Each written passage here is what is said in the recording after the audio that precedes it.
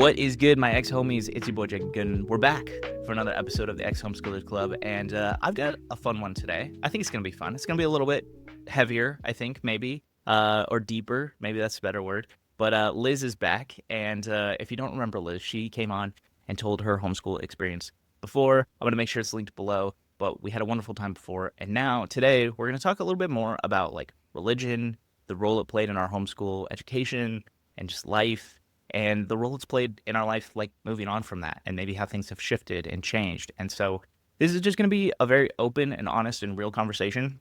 And so, just remember too, these are things that we believe, and everyone's entitled to their beliefs. And so, if you're here to be nasty, don't do that. Okay, be kind. That is what this place is all about: is letting people express and tell their stories. And so, so we're gonna be nice today. Okay, moving on. Liz, welcome back to the Yes, Ex-Homeschoolers Club. thank you. Thanks for having me again. I'm so stoked to talk to you because every time we chat, I feel like even from the very first time we ever talked, we just had like very real and open, like, and deep conversations around like our Yeah, experiences, which is yeah. sometimes very rare to find with people, is like that ability to just kind of be open and share. So thank you for being someone that I can do that with. Oh, thank you. It's funny because sometimes while we're talking, I have to remind myself that we've never actually met in person. I did not grow up with you in my homeschool group back in Virginia because I just get that vibe as if I've known you for a long time and we're just cool with each other.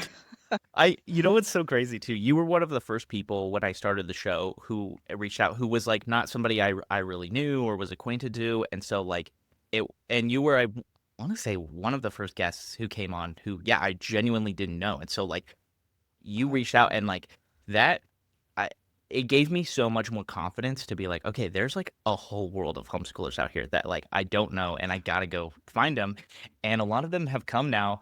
And so I appreciate you for being the first, or one of the first in that kind of like series of events, because you've given me a lot more confidence to like actually pursue and ask questions of those outside groups. Because to your point, it really does feel like a lot of us are like connected, and I think it's this shared, like, mm, I sometimes absolutely. call it this like trauma bond of like we've all kind of been through Yeah, something similar, and so even though like each of our experiences is vastly different, right?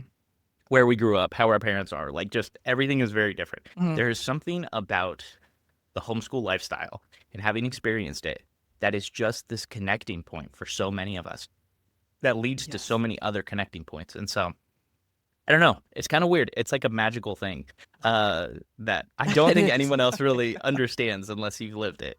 Yeah. Let's talk about religion, and let's talk about the role it played in our lives. And I don't know where we totally want to start. For me, I usually start kind of around like when I got saved. But like, I guess let me ask you this: like, was religion always a part of your life and the home and stuff like that? And maybe like when or if did you get saved? Like, maybe we start there. Religion, uh, my earliest memories of existence are closely tied, I mean, almost impossible to separate from being Catholic. My parents were super into their faith. They both were born into Catholic families, but they sort of had what we call a reversion in their 30s. I think it was right before I was born, where they sort of they went back to going to church regularly. They got super into it. They got more involved with everything in a very intense way. And so my earliest memories um, of everything have always been linked to the Catholic Church. Like I remember as a little girl, um, I used to be babysat by nuns at like the local convent. We always knew the parish priest. Like I was always at the rectory, hanging out with priests, nuns, everyone surrounding the church. I mean, just always. There was never a time when it wasn't like that. And uh, honestly, thinking back on my childhood memories of being Catholic and being involved constantly on every level, I don't have bad memories. I don't. The thankfully, I don't have any. I don't have a story about any abuse or anything horrible that was done or said to me when I was a child. Not at all. Not at all. I have a lot of good memories. And in fact, when I think back when I was younger, like before my teenage years and when I started getting older, it was, I look back and I miss the sense of security and belonging. We lived our lives by the calendar of the Catholic Church, with all the Sundays and the holy days and the saints and everything that we did. It was just very much a part of our family life. I can't imagine talking about my family without also mentioning, oh, and we were Catholic. I mean, it's just one and the same. Yeah, it's like Yeah. it's ingrained in the like existence Yes. of the family. I mean, all my memories, a lot of the good memories of holidays, Christmas, Easter, everything's somehow connected to uh, being Roman Catholic. And like I said, and I don't have any really bad stuff to dwell on at that time Yeah. of my life. Well, let me ask you this because I know that like Catholicism is slightly different. I grew up evangelical Christian, and so bounce around between a couple different churches. Like you, I like it. It always was a part of my life. Like Sundays was like Mm, always getting church ready, button up shirt and exactly. slacks, Yeah. and then eventually later in life it was like non-denominational churches where it was a lot chiller. And got to wear like shorts and a t-shirt, kind of a thing. But like, Ooh. yeah, well, growing up in California, we ended up at a like the pastor was a surfer, and sometimes he would show up and he'd still be like dripping wet, like having just Oh gotten out my of God. the ocean, kind of a deal. So like big shifts of like, because I grew up, a lot of my years were in like a Southern Baptist church, and lots of Mm, rules around that, and what makes you a Christian, and that kind of a thing, which we can totally get into. But you know, but to your point about like it was so ingrained in like we were always there. If we weren't there, mm. there was usually a pretty good reason. We're out of town, somebody's sick, that kind of a thing. Um, but I'm curious because like I know for me, like even though I grew up in the church, it wasn't until I was high single digits, I want to say like maybe 6, 7, 8, that I like accepted Jesus into my heart. And that was like Mhm. I was at a Billy Graham crusade. Salty the Singing Songbook was playing. Oh, If anyone's familiar with that, it's like Barney, but like a Bible, kind of a thing. And yeah, and I remember very vividly that like wanting to be like, I want in the club, so to speak. And so like went down, yeah. prayed the prayer, did the thing. They give you the tract, they give you a whole little basket of stuff, and then not too long after that, choosing at church, hey, I want to get baptized, and doing that. So like I wonder, like, is there a point in your life where maybe it went from like, hey, like my family does this to like this is now like I'm choosing to do this as well? Definitely. Um, well, when in the Catholic Church, especially if you're born into a Catholic family, you're baptized when you're a baby. Like it's usually a few weeks after your birth, very young. And then when you're about 6 or 7, you have your first confession and your first communion. And then for me, I want to say 14 or 15 when I was confirmed. And confirmation is the moment where you're supposed to, it's the church's way of saying, okay, you're an adult now and you're choosing to be a part of our church and to be Catholic and to participate as a full-fledged grown-up. It is sort of like the choosing moment, and the bishop has to give it to you. And there's a whole ceremony where now you're a soldier in Christ. You're fully a member, and it's almost like a second baptism in a way. Um, Metaphorically speaking, you're not actually, they don't put water on you. But I think I was 15, and by that time I was very into my faith, very, very much so. Um, when I was a teenager, I'd say from the age of 12 or 13, I was very deeply into the church and my belief system, and I was fully on board, soldier for Christ. I belonged to the Legion of Mary, Okay. which, um, as I talk about things, and I'd say for the past decade, when I'll meet other Catholics or I'll do research online or watch videos, or I start to realize that things that I thought were just normal things that Catholics did was actually pretty seriously fringe Catholic, um, bordering on cultish, extreme Yeah. Catholicism. Okay.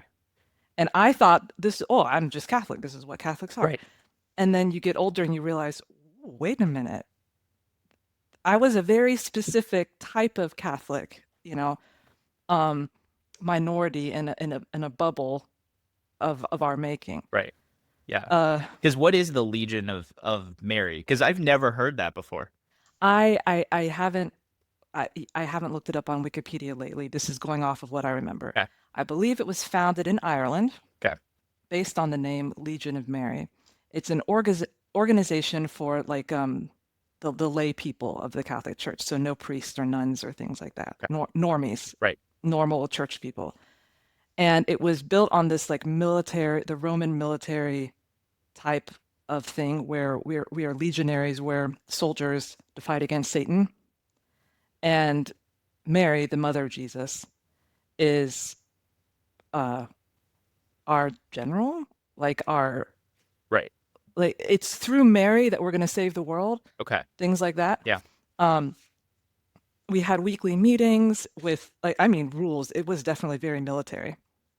There were officers. I was the minute taker, so every week I had to take the minutes of the meeting. Lots of rosary praying, lots of statues, very Irish Catholic vibes. But connected to that was volunteer work. So if you're in the Legion of Mary, you have to do at least 1 hour of volunteer work per week. And so I joined them. I must have been 13. And my volunteer work was I would go to the local nursing homes and I would read books out loud Okay. to the old people, Yeah. which I actually loved. And to this day, I love, and I wish that I could do that somewhere. Yeah. I'll get into this a bit later if you want to, but there's some aspects of the faith and the church that I miss very much, or that I appreciate because I think it instilled in me a sense of giving to the community, of giving to people, volunteer work, wanting to help without expecting anything in return. That sense of service that I love about Christianity. Yeah. Anyway, Legion of Mary, I did that as a teenager. I was involved in a bunch of like our Catholic youth organization at church, and I was very deep into it. And as a teenager, this is in the 90s, I think this is when the Catholic Church, at least in the US, started really pushing these big, what was the word they called it? Like a conference. It was like a weekend. It was basically a weekend Christianity rave, with music and talks about saving your virginity and not sleeping around, and think about becoming a priest or a nun. And like the big climax would be Saturday night, and we would have the praise and worship music, and they would call people up who wanted to give their life to Jesus publicly. Sort of a bit, I think they took that from American Protestantism and that concept of like choosing, like being saved, or like Yeah. It's that kind of that public. recommitment piece, because like Yeah, what you're yeah. describing is more like a product of like I was in high school. My freshman year of high school was 2010, but like leading up to that, like conferences became a much bigger part of like my life. Like, I did a whole series on the show about I Kiss Dating Goodbye. Mm, His I read it, Josh read Harris, that. the guy who wrote that book, his younger Mm. his younger brothers, Alex and Brett, they also wrote a book called Do Hard Things. Well, they would do a conference very similar to that. It's a couple days, you go, and it was all about like doing hard things in the name of Christ. My church would put on like a purity conference every year, and then they would do like a youth in action type Yeah. of thing. And so like very much like along those lines of like talking about what our role as young people was in like the mission of Christ. And then of course there's the call to action of like if you want to give your life to Christ or Yes, you want to yeah, rededicate yeah. yourself, there's usually baptism, Yes, music, giving your like life to all that Christ. kind of stuff. Yes, that's coming back to me. Yeah, And yeah, so it's really exactly. interesting because then when I watch like documentaries like Shiny Happy People, especially the second season of Shiny Happy Oh yeah. People, there's kind of this Oh, I like, haven't watched the second okay, season yet. it's I need really to. good. It definitely hit a little bit harder. I feel like the first season for many of us, like a lot of people can I feel like people who grew up in uh IBFP, I probably butchered that, but IBLP, not F. IBLP, like they relate to that season where people who didn't grow up in it, to us it's like very, I don't know, it's like learning about Scientology, right? You kind of can view it from an outside perspective where Yeah. you go like that's bad, Yeah. but like that wasn't my Yeah. experience. For me, Mm. the second season was a lot more relatable in the sense of like, even though I didn't go to it because it centers around youth in action and like conferences. It's teen mania kind of a deal, and it's like the 90s, 2000s, and the 2010s, Yeah. and so it's these conferences that are taking place, right? And really growing this momentum of like we're soldiers for Christ. There's like the war cry for like committing Yes. yourself to this thing, which Yes. It was feels. all, and it was always framed in war terms. Yes. Like you said We have Legion to of Mary, and fight. I'm like, that's like a Yeah. military style It's thing. always, yes. Well, we had that in the Catholic Church. Honestly, it was probably just the same thing, but we would have mass every day, and they would slap some Catholic things in there, and it was more talking about like the church and a bit more structure when it came to that. But honestly, what I have seen of um, evangelical Protestant conferences and stuff like that, or I'll be watching TV or something on the internet, and they'll always show clips from um, churches that use a lot of praise and worship music. I'm like, yeah, I know that intimately. That is my experience. In fact, that's when I started to learn that I grew up in a specific type of Catholicism, because now as an adult, I'll run into other people, and eventually down the road, maybe you learn that they're also Catholic, or you comment online or you become friends with people and they talk about what it was like for them to grow Catholic in the United States. And I recognize some things they talk about. We all went to mass, we know the saints, blah, blah, blah. But there's nothing um, that connects me to them. It almost feels like they're speaking about a different church. Interesting. Okay. But then I will run into someone who used to be Mormon, or someone who grew up evangelical or Southern Baptist or different Protestantisms like that in the US. And I have an instant connection and understand what they're talking about or what they went through or the way their life was with that type of religion. And that's when I start to realize, okay, I mean, we were Catholic, and my father would probably die if I tried to point out to him that, oh, we're Catholic, but kind of more American Protestant Catholic than you realize. He wouldn't like that, but um, absolutely, I have that connection and that the shared experiences. I remember I met someone. I live in Europe now, in France. People don't talk about religion, um, but when I occasionally do touch on the subject, or Europeans will see a clip of an American um, praise and worshiping, hands in the air, um, singing to God. To them, they think it's crazy, like Yeah. watching someone from 200 years ago in some obscure pagan cultish ceremony. And I'm like, no, that's normal because I did that. Yeah. I can remember being young, a teenager, and praying to God in that way and feeling like I had a connection. It was real. It was real to me at the moment. It's so interesting because I feel like especially evangelical Christianity. There's this heavy push for like you have to go and tell like the story. You have to be like on mission. The idea is Mm, conversion, right? You want people to convert to that. And yeah. so what it's very interesting, and what you're describing sounds very similar to that too. And so like there is this like performative piece to it where it's like worship, yeah, is like it's a very outward thing, right? It's like it always has to be Yes. expressed that this is a part of like who I am as a person is this significant Like role. we were lectured and told constantly, people need to know that you are Catholic, that you are a Christian, religious person, just by looking at you. Right, They should be able to tell. right, Like you should not be incognito in the world. right. You should be wearing a neon sign that says Christian and I have rules and I'm better than you. Yeah.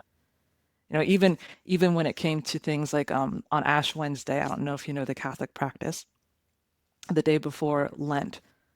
No, the first day of Lent, we go to church and there's a special ceremony where they put the ashes on our forehead. Supposedly in the shape of a cross, usually it ends up being just a huge smudge. Yeah. And it was this thing, especially among the kids, the teenagers, and the homeschool group, judging the people who would wipe it off afterwards and go the rest of the day with it gone versus the people who would wear it proudly and be a witness for Christ by having ashes on your forehead. Yeah. You know, who wore the religious jewelry, Right. who wore a jean skirt that was too short. You're really reminding me of like there was that, yeah, like we've been talking about that big push of like be very outward with, who Mm. you are and stuff. And so I used to be part of a Christian mime troupe. So, we do, yeah. Okay. So imagine a mime, right? We're stuck in the boxes. Okay, Whatever. We do what we yeah. did. We know how to do the normal mime stuff, right? But then we would also do sketches to Christian songs. So most people are familiar with like Oh, okay. Everything by Lifehouse as like a Christian sketch of like kind of it's usually a woman being tempted by like all of these things of the world and beaten down over and over, and then Okay. Jesus Oh, stepping in and shouldering that and delivering her from the evil of the world, right? So stuff like that, we would tell these stories through songs, and that was, I would say, probably the most out there with my Christianity I ever got. okay. Aside from like, I also served on like worship teams and stuff like that, but that was usually inside of the church. The mime troupe was something that was like very external. Yeah. But it was interesting because, like, I mean, when you're a mime, you don't ever have to say anything. You just do it through your actions. But as I got older and I left the mime troupe and I started, especially in high school, I was never one to be very like forward with like I was not gonna walk up to somebody in the mall and be like, are you a Christian? Do you want to talk about Christianity? Do you mind? Oh, Like I was never yeah, that I type of could never person. do that. No, I've yeah. always been the Mm. type of person to be like, let me get to know somebody and, learn about their life a little bit and ask questions and the type become friends, become friendly. And then it ultimately leads to some kind of conversation around like belief systems or, whatever. And so like to me, Yeah. that was always the smarter way, the better way to do it because like, you know, a stranger walking up to you is always off-putting to some degree, right? Of like nobody wants to reveal their Yeah. deepest, darkest secrets to a stranger. No, They no, would of course not. they would rather Yeah. talk about those things with their friends. And so yeah, so I think to the point that we've been talking about of like the very outward expression, my very outward expression was always just kind of a like I'm gonna exist, and then when people enter into my circle, then it's my opportunity to like evangelize to them in a lot of ways. As a teenager, what really ramped up my wanting to fully participate in the outward showing of my faith was well, my sister was in a monastery, so she joined when I was 13. So I was at home being homeschooled. I had a sister in the monastery, and I was very, very committed to my faith at that time. And an extreme version, looking back now, I realize it was extreme, for a teenage girl to be like this. Because I would tell people, oh, well, I want to be a nun. I want to be a nun and a missionary nun, if possible, if I could do those two things together, Yeah. go to a different country to bring people to Christ. And so I was wearing, cross necklaces. I was wearing my rosary Eh, like attached to me as if I were a nun Right. or a priest, Okay. you know. Um, of course, very, very serious about dressing modestly because that was pushed very strongly Yeah. in our not at our church. My church CYO Catholic, my the youth group I belonged to at church had kids who went to public school, and it was more, I would say, generically Catholic, not so crazy. But the homeschool group obviously, pushed that very, very strongly. And I don't remember, here's the funny thing, I don't remember my mother ever directly telling me anything about dressing modestly, but I got that from the other homeschool moms. Yeah. And of course, the literature I would be exposed to, you know, or the media that we would consume. So I was that teenage girl wearing her rosary, wearing, ankle length jean skirts. Um, I didn't wear shorts until I was 19 or 20 years old. And I don't even remember, at some point, I didn't even swim. I avoided wearing um, swimsuits. Yeah. And part of that was I felt it was not modest enough. But the other part of that was I thought that I was ugly and disgusting, like that my body was gross and something that I was ashamed of. I was ashamed of my body. Now, do you think that that's tied to the purity culture aspect of like, Absolutely, okay, 100%. because yeah, Yeah. because I felt very similar, like even as as a guy, and this is in no way to say like guys have it worse than girls. It's just that idea of like feeling ashamed of your body or like just its natural being, like I think permeates to all of purity culture to some degree. For some people, just that Hmm. like Hmm. I don't want to show off. I don't want to like cause somebody to stumble. I don't want to whatever. And then, like you were saying, like that idea of like feeling less than, ugly, whatever it is like weirdly baked into some kind of form of religion in a lot of senses. Yeah. Yeah. And I think it was compounded for homeschoolers because even when you're part of a homeschool group, you are much more isolated than a kid who goes to a regular school. You can't get around that. Right. You're more isolated, and you're more insulated into one type of thinking. Yeah. You're not exposed to differences. And so I would get an idea in my head from something I read or something someone told me, and then it would just stay there. Mhm. And it would influence how I thought about everything, Right. about myself, my body, everything. And it wasn't until years later when I left home and I would start to talk to more different people and be exposed to different things and learn more, where you're constantly rethinking things that you took for granted, beliefs about yourself, about everything. Like as a homeschooler, a very religious homeschooler, an extremely religious person. I was very, very deeply religious. And then over the years, now I know that we call it deconstructing, but I didn't even know that word until maybe 2 years ago. I never heard it. Yeah. I'm not in those circles. I didn't realize it was a thing. I stumbled upon something on YouTube and people were talking about deconstructing. And then I'm like, oh my God, that's what I did. It has a name. There's other people who are doing it. Yeah.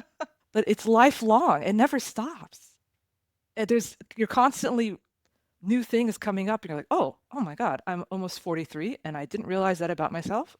I think the thing about deconstruction too is like I was telling somebody, I was like, it's not a negative thing. Like I think there was a period maybe in like 2019 to in the early 2020s when a lot of churches started talking about deconstruction, and they started in a very negative Oh, way, and okay. started talking about how they were Mm. like, because 2020 the world shuts down, so all of a sudden all these people had time to think, and so a lot of Oh, that okay. Yeah. conversation I think stemmed from that ability where people didn't have the opportunity to go to church anymore. And so especially, and then a lot of us got depressed. A lot of us just were struggling. And so sometimes we wouldn't watch church on Sunday, or we wouldn't tune in, and we didn't have the connection to that church, like the community, right? Of like, is such a large part of a lot of religious life, right? Is just like at church or with church friends. It's like a community, right? And Yeah. like, that's not The physicalness right, of constantly going and being around other people and everyone's doing the same thing. right.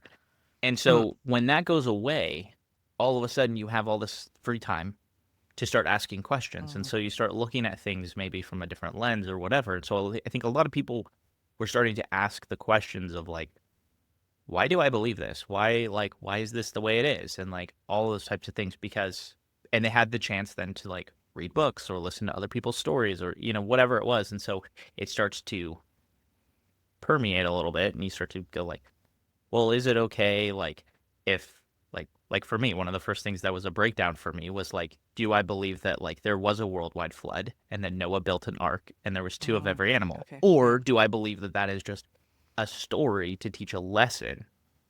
Okay, does it matter? How does that impact my faith? Mm. How does that shift things? And as you work through that, okay, well then what's the next thing? Let's break down this story. Is it real? Is it historically accurate? Is it all of these things, right? And so like there's like levels to like the deconstruction of like it doesn't always have to be a bad thing because it can just be asking a question of like something that you've believed for a very long Oh, time, like you were saying, like yeah. believing like Mm. I'm a disgusting human being, right? It's like to finally ask yourself, well, what if I'm not? That's Yeah. technically deconstruction to some degree, right? And like Yeah, it's true. because you were I hadn't breaking thought down of it that in that belief way. system in your head. Mm. And so it's also not inherently a religious thing. It's just that like idea of reconstructing in your brain what you think about yourself and how you view the world. Yeah. So Yeah. one thing I wanted to point out was or ask you like a little bit more about was you mentioned how it wasn't necessarily your mom or your parents that always put the idea in your head or the teaching in your head of like this is the way things are, whether it's like with purity culture. Sometimes that was like a group mentality that came from the homeschool group or from church, right? And so Yeah. I've realized in the last year that's like very true for me is like there were things that I like very strongly believed that my parents now I tell them and they go, I never taught you that. Like that's not how I think, Oh, right? And yeah. so where did Yeah. you get that from? And then it's kind of this process Mm. of like deciphering like, oh, this came from Mr. and Mrs. whoever, or this came from my friend, so and so. Um, and so I'm curious, I guess, like around that concept of like what what have been some of those things that like you're like maybe you've come to realize like my parents never taught me this or they didn't actually believe this, but I was just in an environment where it was like that was the norm, so I just bought into that being the thing. Well, we already touched on it, but specifically the purity culture. Okay. My parents never talked about it. We didn't have those books. They never mentioned anything about sex or even like my periods or like what would happen to me as I went through puberty. Nothing, absolutely nothing. It was just a great big silence. And if and when things happened to me, I would have the breakdown. Like it would be this huge thing in my life that I would have to recover from because I was terrified because I had no idea what was going on or what to expect. Um, my parents also both assumed I would just become a nun, like my sister. That was that was the Catholic flavor of my religious homeschooling. Uh, you know, they would, it would be assumed, oh, okay, if you did decide to get married to a Catholic guy and have lots of Catholic babies, all right, that's a choice. But the plan A is nun, monastery, convent, missionary. Yeah. In fact, I can even remember one of my books I had for religion is called the Baltimore Catechism. Catholics listening will know what I'm talking about. It's pre-Vatican II, so it's a book teaching the faith from like the 1940s and 50s. And there was a picture in it talking about what you wanted to do when you grow up, and they would be like getting married and having a family. Good. But being a priest or a nun, better. Right. Like There's like a ranking God wants system. Yeah. this is like the you're more godly, you're more holy if you were go into religious life. So my parents always talked about that. My sister went in a monastery.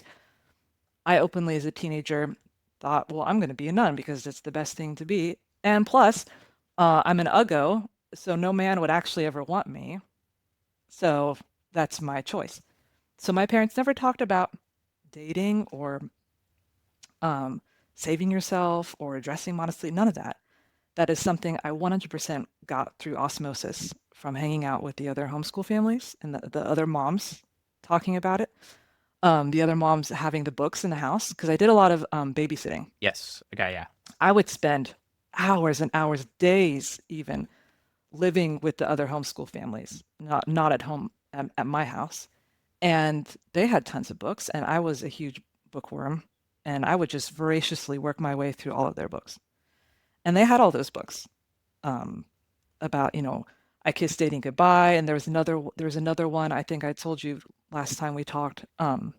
It was about it's like Wild at Heart, I think is the name, where Yes. it's like men are manly men who like to go camping and live in the American West, Right. and women are more domestic, and it told us what we should be like using examples from Hollywood movies. Like Right. I look back on it now and I'm like, Jesus Christ, like what are you even doing? Like what even is this? Yeah. But I picked up all of that from the other homeschool families, the other moms. I remember vividly one of the moms, we were in a group of girls, and the mom telling us, oh, well, I didn't even know what a period was. But she's like, when you get your period, that's your body crying blood because you're not pregnant. Wow. Because the natural state, like Right. God wants you to be pregnant. And when a woman is not pregnant, her body is sad because it's not doing what God wants it to do. Oh my And God. she said that once. I must have Right. been 12 or 13. And it was burnt into my brain. Now, I don't even remember really believing that, like for myself, because I'm like, well, I'm going to be a nun, married to Christ. I don't need to worry about having a baby.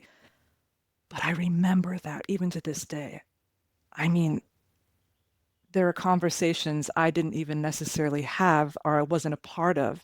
I was just overhearing what was being said to other kids, and I would absorb that. It's so weird, those things that like Yeah. burn in your memory of Yeah. like I know I've told this story countless times now on the show, and I've just told it countless times to people of like the purity culture piece that just has burned itself into my memory, that has taken probably the longest, I think, to really fully exit out of, was that we had, a lot of people use like the analogies of like gum for like sex when they're talking about premarital sex. Like they talk about women being gum. They talk about like, Oh, yes, I remember that. Okay. all these different You don't want gum things, that's used already up been chewed shoes. up. Yeah, exactly.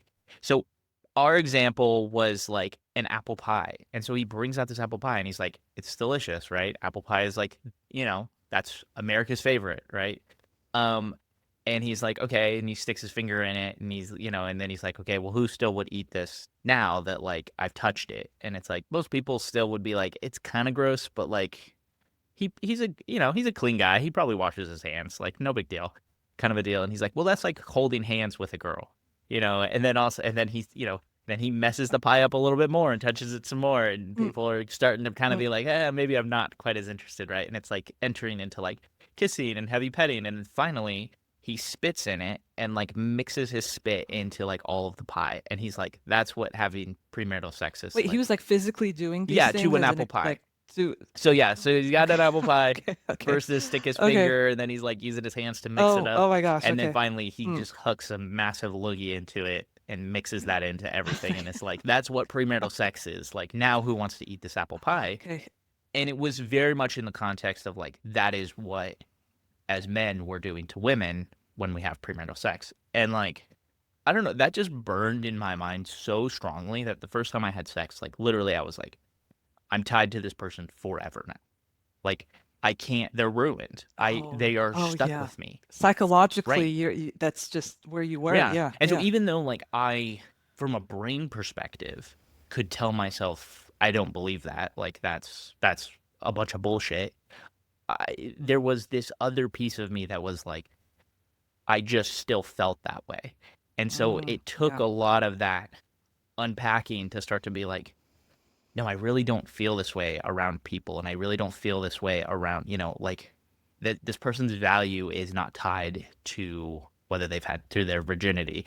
It's tied to just who they are as a person, their character, you know. And Yeah. and so that took a very long time to kind of like digest. But that's not something that my parents taught me. That's something that a youth pastor taught me. And Okay. so Yeah. it's like Mm. very one of those like weird things that just got stuck in the brain. And that's why I still bring it up to this day, because it's still just so vividly there, even though now I'm at a point where I'm like, yeah, that's a crock of shit. Um, it very Yeah. much is like this story that has influenced a lot of like how I just view purity culture in general, is this very nasty negative thing that really didn't know Yeah. what the hell it was talking about. It just was a means to an end for basically telling a bunch of kids, don't have sex. Well, it would have been Yeah. easier if you just said, don't have sex, because here's the reasons why, like here's what sex results in, and talk about STIs and talk about, you know, uh, Yeah. Here's unwanted the funny pregnancy thing. and Yeah, things like that. because they it was such a push to don't have sex, don't have sex, don't have sex outside of marriage. Um, and they utilize all like emotional arguments, psychological arguments, religious arguments, everything down the line. But at no point was I ever taught just the basics of human biology. Like if you get a sexually transmitted disease or bad things that can happen to you through sex, Right. or how do you get pregnant? And this is what happens to your body. Not nothing. Right. Zero. Just this massive just blank. Yeah. Well, and I think that's where like the religion aspect starts to play into a lot of like the homeschool aspect, right? Because if you're in public school, Mm, you're gonna take some kind of sex ed class, and that's not to say that that's an yeah. all Yeah. extensive thing, and that you shouldn't still ask questions and Yeah. go to your parents, things like that. But it's like at least Mm, it gives you that basic biology of like yeah. understanding this is kind of what's going on, And so Mm, when you deny that because like maybe your parents are religious, and so then they choose curriculums that are religious, or they just choose to leave certain things out because they're like, oh, they'll naturally figure it out, or they'll ask the right questions or whatever. It's like, yeah. Yeah. no, just tell us what's going on so we Yeah. understand, and Exactly. and that way we're not going to be stupid, and so that was definitely, I mean, the only reason it ever came up in my house is because I'm from a long line of family members and things like that in my extended family who they had premarital sex, have kids outside of wedlock. And so eventually it has to get brought up at some point because you're just seeing Yeah. that happen. It's like, it doesn't make any sense that my cousin is not married and has children. Like, you're like, well, how does this align with everything, right? And so my Yeah. parents were kind of pushed into actually talking about some of these things with us, not of their own accord. Um, This is so funny while you were saying it. I don't know if you've ever watched Bridgerton. yes, Okay. love that show. Especially in the first season, there's the major plot point of um, girls in, this fantasy Bridgerton version of Regency England not knowing what sex is or how someone gets pregnant. And I watched it and enjoyed the first season, whatever, is fun fluff. And then years later, I meet people or I'm watching people react to it. And people modern day, like now, are talking about this is so ridiculous. How could they not know? This is unrealistic. This could never happen. And I'm like, yeah, it can Yeah, happen. I was basically Penelope Featherington trying to figure out how exactly do you get pregnant? right, What is that? How is it possible if you're not married? right. And that was in, the 1990s, admittedly last century, but Yeah, uh, and that lasted that period of my life, the whole connection, the whole I would say uh, oh gosh, what's the word in English? Uh, well, I didn't know the basics of sex ed. I didn't have any experience with dating. It was just purity culture, and that lasted well into my 20s because I went to a very conservative religious Catholic university. And so that culture just continued on. Right. You know, if I had gone maybe to a state college or a more secular university, I would have been exposed to other things quicker. But it just continued. You Yeah. know, it just continued into my 20s. Is it then like in kind of that after that college experience that you really start to maybe kind of come out of that? Like, is that when the bubble starts to burst? I was 19 the first time I started to question the validity of things I had been taught. Mhm. Not about not about religion in particular, but specifically about the religious homeschool culture in the United States that I had believed and been brought up in. Right. Because when I was 19 is when I first left the United States to study abroad. And for almost a year, I was in Europe, Central and Eastern Europe, traveling around, visiting places. And one of my roommates was Ukrainian, and a lot of the people that I studied with were from Central and Eastern Europe, and religious people also, Catholics, very committed Christian people who practice their faith daily. You know, it's not like I was with secular people or atheists, you know. But just the fact that I was exposed to people who were also Christian and religious, but in a different culture, shook my world because I realized, well, wait a minute. If I keep to what I was taught, I would have to say that the way they are praying to God or their culture that they live in is inherently bad or less than my American homeschool culture. But I couldn't reconcile that with the idea of a universal God who created all of us human beings, who created different cultures. How can you say, well, my type of church and the way we pray to God is better than your church where you pray to God on that different continent in a different language? It was the first time I was exposed to that, really. Okay. And traveling to different countries and seeing different places and different people outside of my bubble that I had grown up in. That is what started me questioning things Okay. in a serious way. Yeah. And then my mother died when I was 20, right before I was 21. It basically, things really started happening for me in terms, now when I look back, in terms of deconstructing. When I was 19, 20, 21, and then it just all went from there. And it was really connected to my mom knowing that she was going to be dying pretty soon and preparing for that. And then her passing away. And my relationship with my pretty controlling, extremely religious father, and all my friends who were part of that high control type of Catholicism, conservative religion. And I would say it was very slow. It was very slow, and I was never, it didn't involve anger at any point.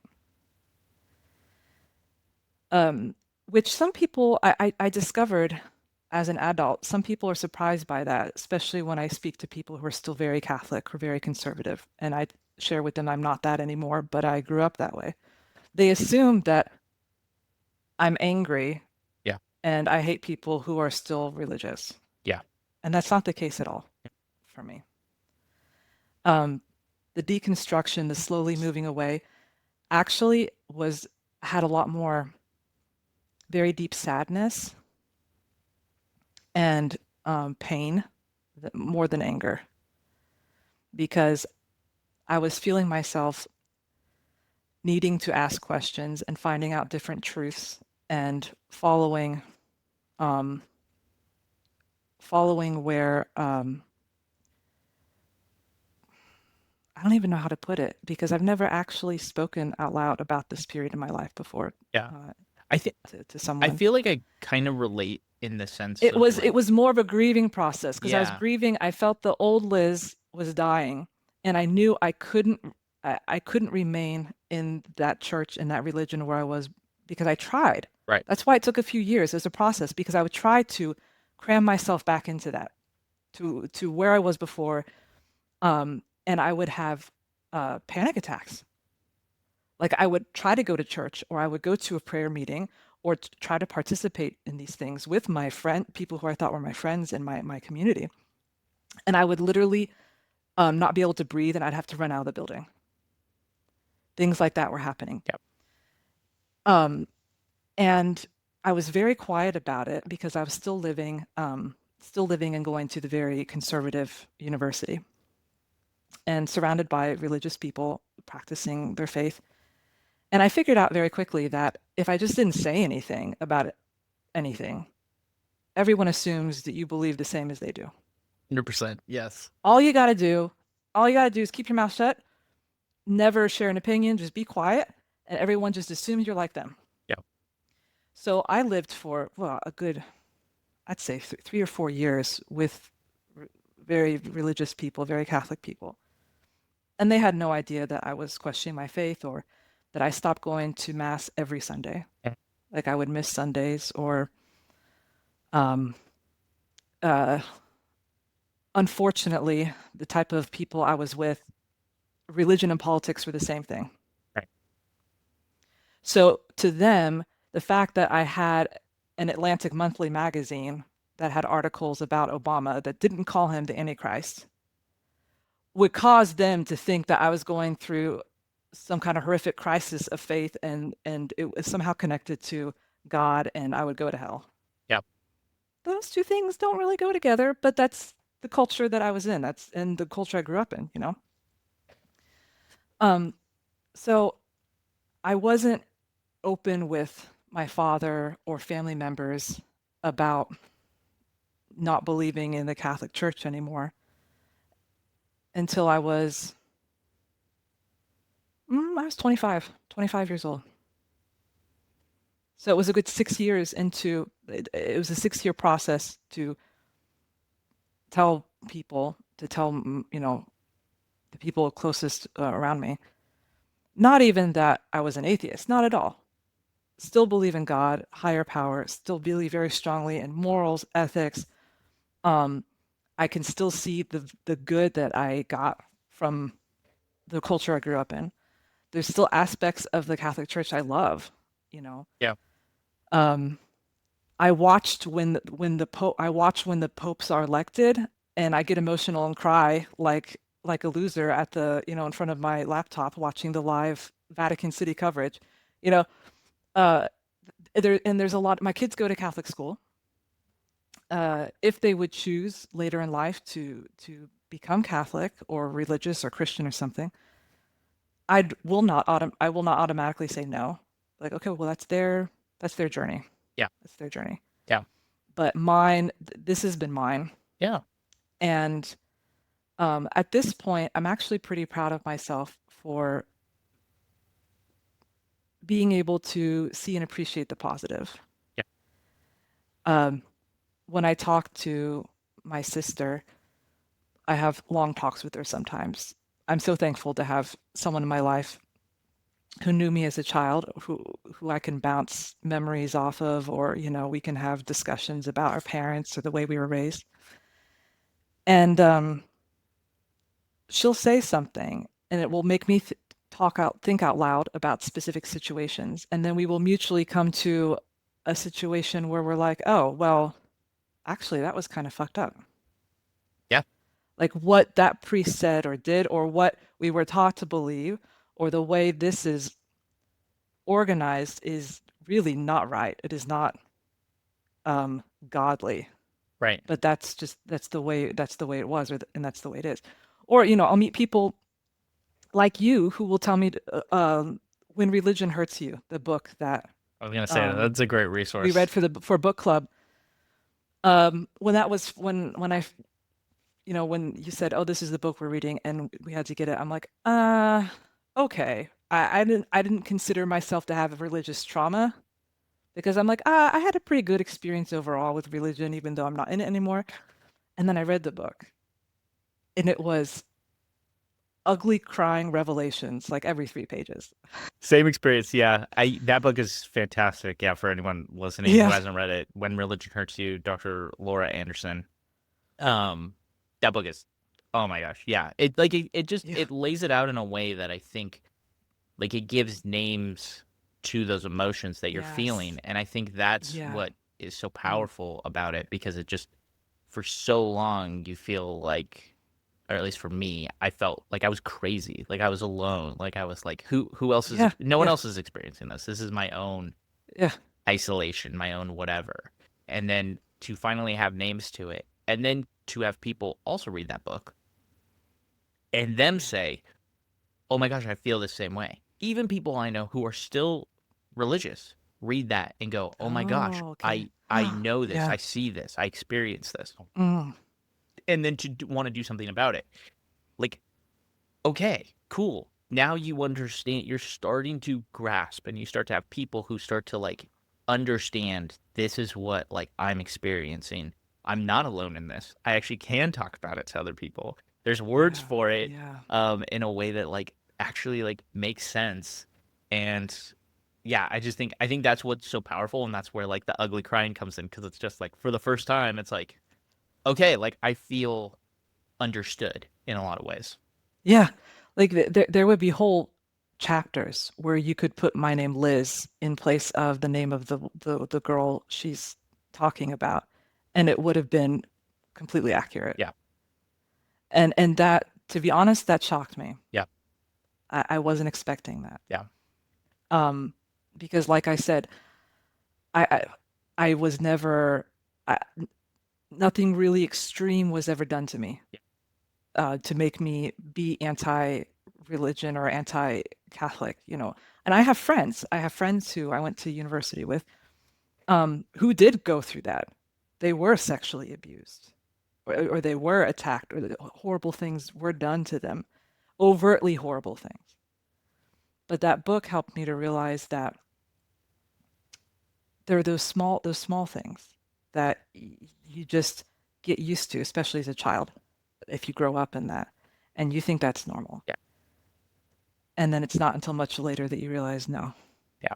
no, no, no. I don't know how No. the Catholic Church is, but I know in evangelical Christianity, your story, your testimonial is like one of the key components of like you being able to evangelize to people is like Oh yeah, they do that in how Catholic Church. right. So like Mm, yeah. how did Jesus save you? What did he save you from, right? And so a lot of the things that get pushed out there is like the people who have those like crazy drug stories, the sexual abuse stories. They Mm, have the insane stories and then it's like Jesus came in and filled me and healed me and did all of these things. Again, it it's so for someone like me who like you, I don't necessarily have the stories of like I don't feel like I was abused or I didn't experience this or like I don't have a drug problem, I don't have a drinking problem, I don't have any of that. So to me, my story for so long was just boring. I just was like it's not they're never going to put it on stage. It's never it doesn't you're not going to get hold a biopic. water. Right. And to some degree, yeah, my life is just very boring and normal and like yeah, it's not really worthy of a movie, which is totally fine. Yeah, But yeah. every story has a component to it that is valuable to somebody and it's valuable to share. And so when that shifted in my brain of like, no, these my story is worth telling and it is worth expressing and things like that, it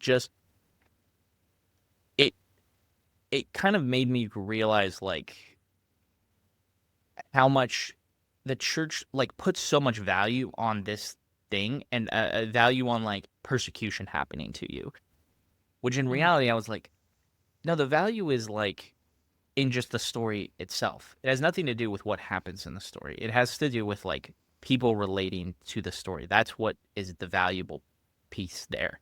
and I don't totally know where I was going to go with this as I started to ramble. I'm having my Michael Scott moment of like sometimes you start a sentence and don't know where it's going to go. Um, but I Yeah. think this show and talking to people has helped me to realize a lot of that. Like my story has value, your story, Liz, has value, and so like somebody listening will get something out of something that we said today, and will go, Yeah. I relate to that. I'm seen. I'm heard. It's like and that alone makes all of this worth it. To me. Oh yeah. I mean, I'll forget the channel exists. I'll go a few months and not watch any videos, and then the almighty algorithm will bring up those shorts, like you've been making Yeah. shorts of like little snippets from videos. And it happened to me a couple days ago for was it DL that you Yes, just I just you had interviewed? DL. Yeah. It was a short that came up where she was talking, and it was that, like you said, that power of finding out that someone else, that sharing your story and realizing you're not alone, and realizing that other people have had these experiences. Where she's talking about focus on the family, or y'all were talking about adventures in Odyssey, and it was just mind blowing to me. And I went and I had to watch the whole interview, and then at the end where she says that all of us have to, I forget the exact way she put it, about like we're it's okay to be that child, and to accept that those things happen to you, uh and to love yourself, and accept that, and uh again, the words, the way she said it exactly, her is escaping me at the moment, but it made me cry. Yeah. I had to pause the video and start crying because I felt that so deeply. The things that DL was saying, especially around that, it was so interesting because like the explanation of like being able to look at your little kid self, and I know that this is very like it's a therapy thing. It's what if you go to Mm. therapy, they'll always talk about healing the inner child.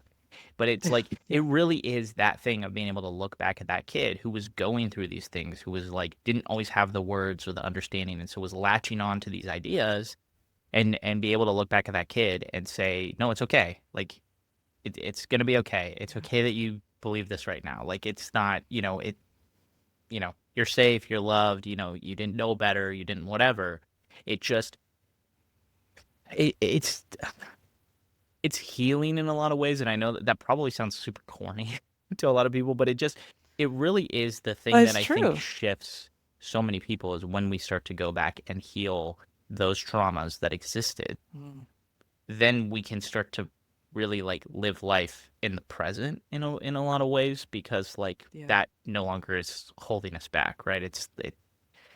We let the chains fall off. We, whatever it is, it's like that's not Yeah. longer dictating how we exist in the world. And that's a whole process in and of itself.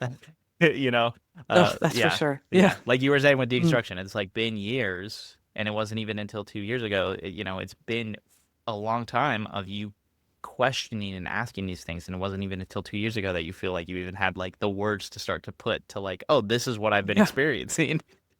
Exactly. Yeah. And a lot of that time, I thought I was completely alone because the being raised in such an extremely religious household, and being homeschooled, and having every aspect of my life connected to religion, like the curriculum you mentioned earlier.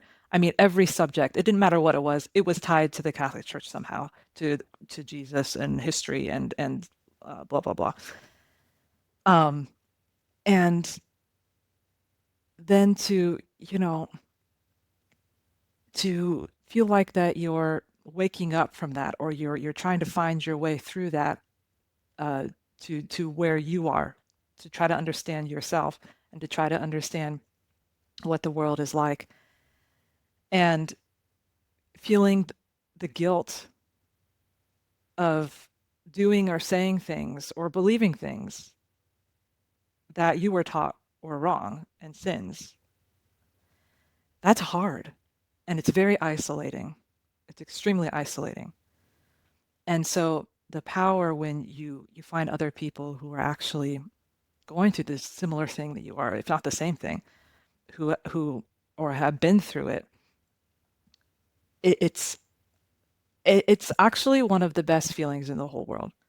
It's like when I discover a new video on your channel and listen to someone talk, I feel like a little kid again who just made a best friend. Like it's the feeling where I want to go, mommy, mommy, mommy, I have a new friend, or oh my gosh, you can't believe what they just said. I want to share it with my husband or um, anyone in my life, but the thing is, they don't understand because they didn't live through that. I They want to. They're happy for me because they love me, and they see the joy it brings me or the help, but they don't understand it because they didn't live it. yeah. I think that's been the biggest part about doing this show has been the fact that it's like, yeah, for a lot of us, our spouses or our partners, they didn't live it, so they have, their own things that they went through, and so yeah, they can't always Mm. relate. Um, but it is interesting to find those people that it's like, oh my gosh, like I feel seen, like you were saying, I feel heard, I relate to that. Mhm. And I love the analogy of like wanting to run home and be like, Mom, I just found my new best friend. It's like that's very true. I get off the phone with people and I go, oh my gosh, like I just met somebody that I want in my life for a very long time, you know. And Yeah. and I think that's what's really cool about the people who come on and want to share their stories, and even there's been a few people who haven't wanted to share their stories but just have talked privately with me, and Mhm. like there is definitely a shift happening where all these people are wanting to tell their story and find those people, because a lot of us, even if, like you said earlier, we grew up in a homeschool community that, we weren't necessarily isolated in the sense of like we didn't not have people, but there is an isolation that just naturally comes with the homeschool world. And like, Yeah. so finally, I think people are waking up and being like, oh, I'm really not alone in all of the weirdness that happened with my homeschool life. There is a billion of us. And it's just a matter of us all finding each other and connecting. Finding each other. Yeah. Yeah. Yeah. So, oh my gosh. Liz, is there anything else? This has been a great conversation. I love where we've been able to go and talking about where we are now, even and stuff. But is there anything else you want to touch on before I let you go? Honestly, no. Although I do want to say, before we started recording, I shared with you that I was really nervous about speaking on religion specifically, because I was fine in our first interview with talking about, my general homeschool background and what I lived through. But talking about the subject of being raised so religious and then not being religious anymore, because I'm not. I don't even know if I mentioned that. I don't go to church. Um, I would not consider myself a specific faith, but if somebody pushed me, I would say I'm culturally Catholic, culturally Christian. Yeah. But my kids don't know these things. My kids don't know what a rosary is. They've never been to a mass. They go to, well, they go to a Catholic church, so I mean a Catholic school, so they get a few little things, but nowhere near the level. I mean, like night and day compared to the religious household I grew up in. Um, Anyways, I was nervous about talking about it and how people would view it, or if um, I would bring negativity or something. But I have to say, at the end of this conversation, I feel really good. I feel good about it. That's good. That's I'm glad we talked. I don't feel like it was dark or negative or anything like that. yeah. I think that's what I strive for with the show is I want people to feel free to come on and talk about their experience. And that's again why the tagline of the show is like the good, the bad, and the ugly, is like, because it's hard, because there will be people who listen and go, well, religion didn't hurt you, people hurt you, or or you just don't understand or whatever. That's just gonna happen. That's just, people will think Yeah. that. But the reality is, and you know, everyone is entitled to their beliefs. Everyone is entitled to, to think the things that they think, and that's okay. And we can have open dialogue about those things. And I think that that's like the beauty of this show. And like, so, when people come on, I sometimes get feedback of people who are like, I wish you would highlight more positive things. And it's like, but sometimes we are highlighting positive things, but you're maybe not hearing it from the context of it being a positive thing because, Yeah, you yeah. know, we've moved on from it, or we've, it's not that a lot of us look, like you said, you're not looking back at religion and angry at it. You weren't angry as you deconstructed. You just were like questioning things. It's very different than a Yeah. lot of people, and I don't think that that's a negative. That's a positive. That's Liz growing into being who Liz is today. And that's something that Yeah. I think Yeah. everyone should strive for, is continuing to grow as a person. And so, again, thank you for coming on. Thank you for being willing to share. I'm glad Oh, that thank even you though for you having were me. nervous, Thanks. we got through it. Um, It's good. It's good. yeah, I feel great right now. yeah. And to the audience, I do want to recommend a couple of books, like Liz mentioned earlier, When Religion Hurts You. Great book. Definitely was eye-opening for myself. We read it kind of together for book club, which I don't know when this episode is totally coming out, but the Ex-Homeschooler book club is making a comeback. Next book on the list is Homeschooled by Stephen Meyer Block. And so depending on when this comes out, we may have already read it. We may be in the middle of reading it, but it is a great read. And down the line, it is something that I want to incorporate more into the homeschool, into what we're doing here on the show, is book club and having conversations around it. And so there's that. And then the other book I would recommend is The Body Keeps the Score. It's a little bit of an older book. It's definitely a heavier book, but it is about trauma, and it talks about how your body stores those types of things. And so again, just another couple resources to check out if you're a book lover like Liz and I. Yeah. Definitely worth it. So with that, I'm gonna let you go, Liz. Thank you again for coming on the show. I really appreciate you. You're welcome. And to the audience, love you guys. Do all of the internet things that you know how to do. Like the video, comment, subscribe, share it with a friend, all of the things. And until we see you next time, peace.